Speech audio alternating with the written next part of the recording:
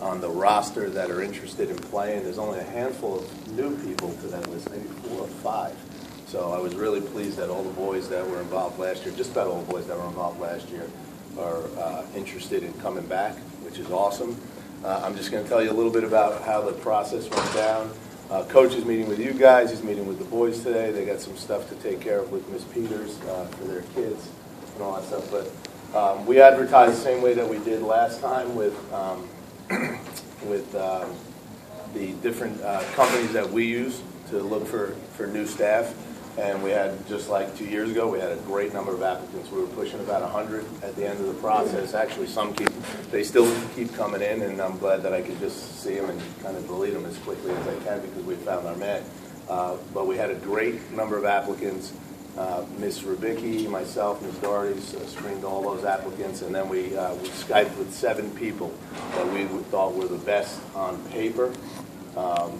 This guy right here kind of got in, and this is a good story, and this is kind of how some things unfold. I was receiving dozens of phone calls, which I don't normally take when I'm going through that process because you have so many applicants.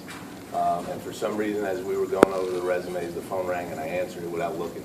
And I didn't see the number, and that was Coach Miller. And we had gone through his resume, and he was still in the pile of potential people we wanted to Skype. But the conversation went so well on the phone that day that I said, I think I offered it to you right away. I offered you a Skype interview right at the end of that conversation that day. So when you think of things being meant to be and all that stuff, I think that's kind of how we got to the point of bringing him in. Seeing his resume in front of me and having that conversation at the same time solidified it for me. And then we Skyped those 7, and we brought 3 to campus. That I had Chris and Bobby and Eric Pfeiffer, who can't be here today, meet with all 3 of the candidates with me, as well as a group of other administrators, Mr. Paulus, of course, Mrs. Lentini, because part of the teaching responsibilities will be down in the middle school. And at the end of the day, it was clear to us who the best candidate was, and it was Coach Miller. So that's it for me. I'm going to pass over to him, let him do his thing and tell you a little bit about himself. And then if you have any questions at the end for me as well, feel free to fire away. So this is Coach Miller. Thank you, everybody. Thank you, Coach. I appreciate it. We're going to do this real informal, like, since we're kind of an intimate group. My name is Mark Miller. This is my wife, Leanne. I'll tell you just a little bit about myself personally and professionally.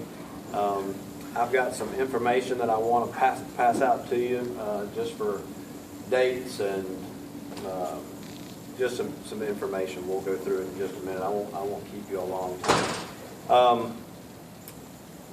I was born in Baltimore, Maryland in '68, moved to Atlanta in '70, and have been there ever since. I attended where I coach, which is Woodward Academy in College Park, Georgia. I went there from 8th grade through 12th grade. Woodward Academy is the largest preparatory private school in the United States, with the exception of one in Hawaii that's larger. Back in the day, it was $5,000 a year to go to school there. Now it's $25,000 a year to go to school there. The only reason I tell you that is because I'm a product of a private school. So I understand what it means to go through the rigors of the private school academics and balance it with athletics and the type of environment that your sons are in and what it is that you go through to send them here. I understand that.